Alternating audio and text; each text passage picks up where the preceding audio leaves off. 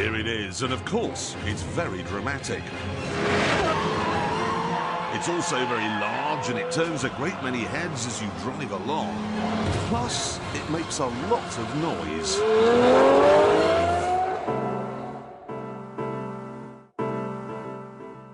But if you actually look at it, it's not that outlandish. It was actually styled by a Belgian, same chap who did the Audi A2, and there are no big spoilers sprouting out of it. There are no rotating knives. There aren't even any machine guns. The vents only open when the engine gets really hot. The rest of the time, they're hidden away. There's a giant oil cooling aperture on one side of the car, but instead of fitting a fake on the other, they haven't bothered. There's no style for style's sake here. And look at the exhaust pipe. It's the same width as the Channel Tunnel, but there's only one, not 17 like you get in most hypercars.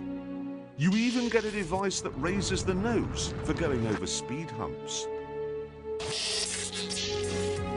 This is all fine, but what's the point of a Lamborghini that doesn't have space thrusters sticking out of the side?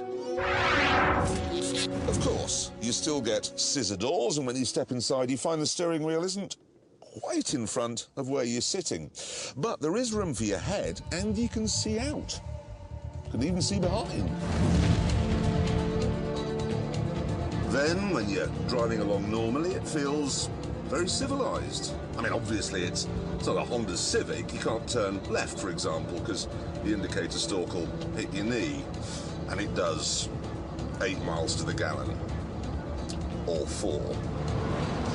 But that said, you don't have to raise your voice to have a conversation. It's got satellite navigation, and it's got air conditioning, which, unlike the air conditioning systems in Lambos of old, isn't like being coughed on by a mouse.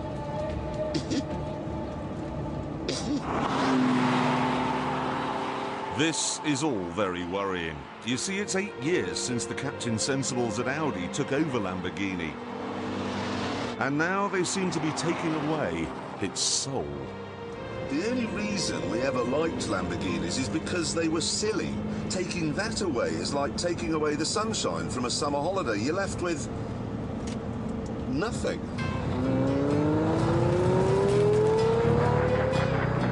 Except for one thing.